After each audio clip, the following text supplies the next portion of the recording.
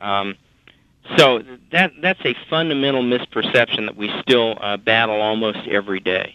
Absolutely. And you have groups, special interest groups such as the ACLU, that are the sort of the flag bearers or standard bearers to push people. You know, you have a ball coach can't have a prayer on a practice field or anything like that's pervasive in our culture. And if you question that today, you take a lot of heat, from different places. You may get sued out of existence, or you may get, blackballed. And it's amazing that we would get to this level. What has been the reaction of readers to this book, Larry? Well, it's been overwhelmingly positive, and there's obviously some self-selection going on there. You aren't going to get too many liberals going, this sounds like a book I want to get. But on the other, there have been a few kind of kooks or stalkers who email me or phone me until finally they get me on the line, usually about the topic we just discussed, which is separation of church and state. It's interesting that more than anything else, that's what really galvanizes people who disagree with me. But overwhelmingly, it's been positive, and every one of the lies in there is not necessarily today a liberal lie. For example, FDR knew in advance about Pearl Harbor. He had advance warning about Pearl Harbor. The interesting thing about this one is today it's across the political spectrum. Some liberals believe it, some conservatives believe it, but it was started by a liberal, Charles Beard, right after Pearl Harbor, in the same kind of vein that they said Bush knew about 9/11 attacks, or the 9/11 attacks were staged. And so I include those two to show that one of the problems with getting accurate history is that for some historians, all you need is a single study or a single scholar to say something, and that legitimizes it. So if you get any study out there at all that says, well, the Twin Towers may not have come down as a result of the plane attacks, but because of bombs, any study of any sort, then they can say some suggest, or some say, or scholars argue, and they're covered theoretically by that. Well, of course, there's this guy out there, and they'll have a footnote to it or a source in the back. That doesn't mean it's legitimate, but in their minds it means, okay, well, we can offer this up. Absolutely. And it's the road to legitimacy. Exactly. And, of course, we've had 9/11 Truth folks up here on the radio show, and we've debated about the legitimacy of the conspiracy theories. And one of the good things about America is we have this freedom of speech, and people can talk about all these different things. Well, the problem I see, what concerns me, is when these very negatively slanted, liberal bias sort of analogies and thoughts become so pervasive that they're now just part of our culture. They're taken at face value as this is the truth. And especially these negative connotations of our country. When you get a point where you're at the Saddleback debates and someone like Barack Obama is asked if we're a good or bad country, and he says, well, we're good. But then he spends 3/4 of his answer really insinuating how bad we are. And it concerns me because it means that, someone that was going to be our commander-in-chief or others that will have power have in their mind that they have taken it to be fact, all of these, what you would call liberal lies. And so it's a danger. I think it's a danger that we are now having these ideas put into our school books, and younger people that are, didn't live during the Ronald Reagan age or haven't seen some of the crisis that America has handled really fairly well, see us in a negative light. What are some other interesting components that people might find in your book? Well, I'll get to that, but let me add on to what you just said. Okay. And that is, it is concerning that these views are out there in such overwhelming numbers of textbooks. But I have some good news for your listeners.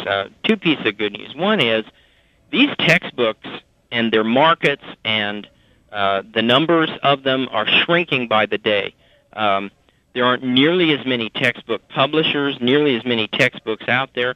And one of the reasons for that is that even a lot of liberal scholars and teachers in colleges have gone to sources that speak for themselves. The primary source documents, whether it's the Plymouth Charter, the Mayflower Compact, the Emancipation Proclamation. Admittedly, they may introduce other kinds of documents, such as letters from a Japanese internment camp in World War II. But at the very least, you're letting the students make a decision based on primary sources as opposed to what someone is telling you the primary sources mean. And I think that overall we'll win that battle. The second, so the influence of the textbooks is diminishing and declining even as we speak. The second thing I've noticed, it may not be true everywhere, but it seems true over the last 5 or 6 years at my university, is that our students are becoming much more cynical and critical. And by that I don't mean that they hate America. I mean that they take everything with a grain of salt. You've got to prove it to them. So just because it's in the textbook, they don't buy it. And just because someone says that they buy it, they expect proof. I call them the South Park generation because they look at everything kind of with a jaundiced eye. And in some ways that's not good because they are becoming more cynical, but given our culture, I think it is good because they're not buying what Hollywood necessarily puts out, and they're not buying what's in these books. So there is some good news out there. Now, you asked about a couple of examples, and I think I can give you a quick example of how this bias can work its way in even when you tell the truth. A lot of these textbooks, I looked at the Sacco-Vanzetti case of the 1920s and the Rosenberg's case of the 1940s. And in both cases, you had people who were executed in the Sacco-Vanzetti case because they murdered somebody, in the Rosenberg case because they sold atomic secrets to the Soviets or gave them to the Soviets. And in each case, the textbooks deal with these, and some of them will say, well, they were guilty. Others will say, well, the trials were rigged, and it's not clear if they were guilty or not. But in almost all cases, they say Sacco and Vanzetti and the Rosenbergs said they were innocent. So we are to accept their word that they were innocent, yet you never see a similar defense of Richard Nixon. Right. Richard Nixon is never given the benefit of the doubt because he said he was innocent. Oh, no, he must be guilty. But the Rosenbergs, well, their controversy remains. And this is one of those mush phrases that you'll find in a lot of these textbooks. There is controversy about this, or controversy remains. Well, the only reason it remains is because you pop it up with each new edition. If you just say no, they were guilty, there would be no controversy. Right. Absolutely. And I think it's interesting, and it's positive to hear that college students, when you speak about sort of the critical thinking, which is what we're supposed to be taught at the university level, and especially at the graduate level, is to be critical thinkers, to be researchers, to gather sources, multiple sources together.